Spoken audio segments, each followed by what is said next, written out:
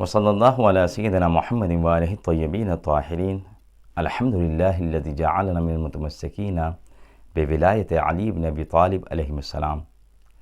ناظرین محترم، ابو حمد احتمالی ابو اسحاق سے روایت کرتے ہیں کہ ایک دن میں مسجد کوفہ میں گیا اور وہاں پر ایک ستون کے قریب ایک پیر مرد کو دیکھا، ایک ضعیف کو دیکھا کہ جو بیٹھ کر رو رہا ہے، اس کی آنکھوں سے آنسو جاری ہے۔ میں نے اس سے پوچھا کہ شخص آخر آپ کیوں رو رہے ہو؟ آپ کے رونے کی وجہ کیا ہے؟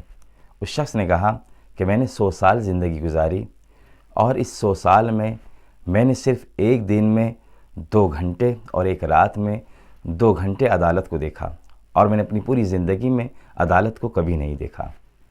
جب میں نے اس کے اس جواب کو سنا تو میرا تعجب اور زیادہ بڑھ گیا، مجھے اور زیادہ حیرت ہونے لگی کہ آخر ماجرا کیا ہے۔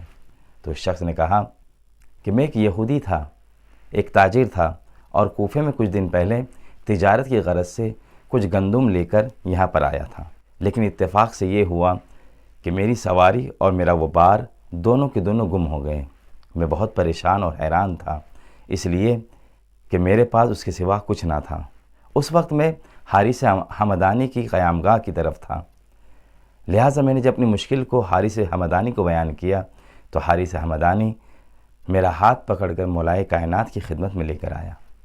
میں ان کے پاس گیا، اپنی مشکل کو بیان کیا تو حلال مشکل کشا نے حارث حمدانی سے کہا کہ تم اب چلے جاؤ۔ کچھ تدبیروں کے بعد جب میرا مال اور میری سواری دونوں مل گئی تو مولائے کائنات علیہ السلام نے فرمایا کہ یہ بتا کہ اب تجھے کچھ اور کام ہو تو وہ کہہ سکتے ہو، کیا تم اپنے مال کو بیچنا چاہتے ہو تو میں تمہارے مال کو بیچنے میں تمہاری مدد کروں۔ اس شخص نے کہا کہ میں کل صبح میں اپنے مال کو بیچنے بازار کوفہ میں جاؤں گا۔ مولائے کائنات علیہ السلام جب صبح ہوتی ہے اور جب بازار لگ جاتا ہے تو بازار میں اس شخص کے پاس جاتے ہیں، میرے پاس آتے ہیں اور اس مال کو بیچنے میں میری مدد کرتے ہیں۔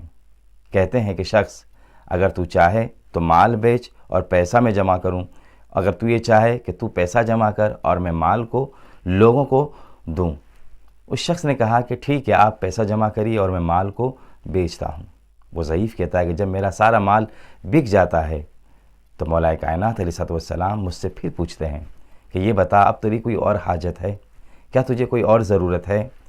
تو وہ شخص کہتا ہے کہ بازار سے مجھے اپنے گھر کے لیے کچھ سامان خریدنا ہے۔ مولائے کائنات علیہ السلام اس کے ساتھ ساتھ سامان خریدنے کے لیے جاتے ہیں۔ مولائے کائنات فرماتے ہیں کہ انکا ذمتی، تم ذمی ہو، تمہاری ذمہ داری ہمارے اوپر ہے، تمہاری ذمہ داری مسلمان اور اسلام پر ہے۔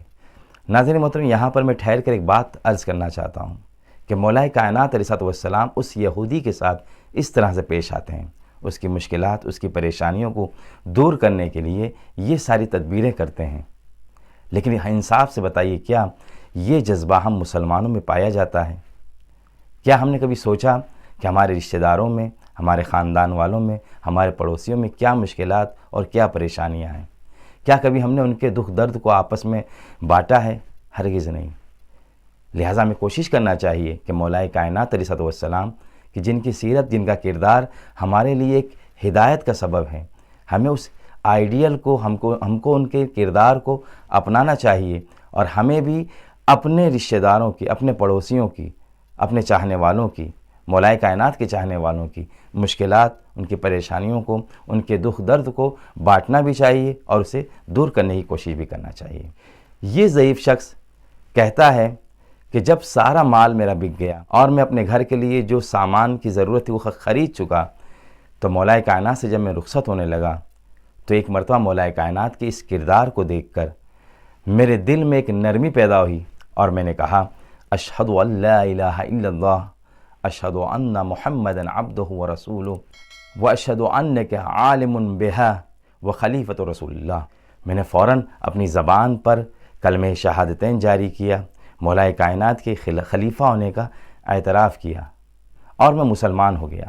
اس کے بعد میں کوفے سے چلا گیا، اور جب کچھ دنوں کے بعد اس کوفے میں دوبارہ وارد ہوا تو وارد ہونے کے بعد جب میں نے اس شخص کے بارے میں پوچھا، جب مولا کے بارے میں پوچھا کہ وہ کہاں ہے، تو مجھے خبر ملی کہ آپ محراب عبادت میں شہید کر دیے گئے ہیں، اور یہی غم ہے کہ جس کی وجہ سے میں گریہ وزاری کر رہا ہوں، میں رو رہا ہوں، میرا غم تازہ ہو گیا ہے، اور مجھے آج بھی اس دن کے 2 گھنٹے اور اس رات کے 2 گھنٹے کی عدالت یاد آ رہی ہے۔ والسلام علیکم۔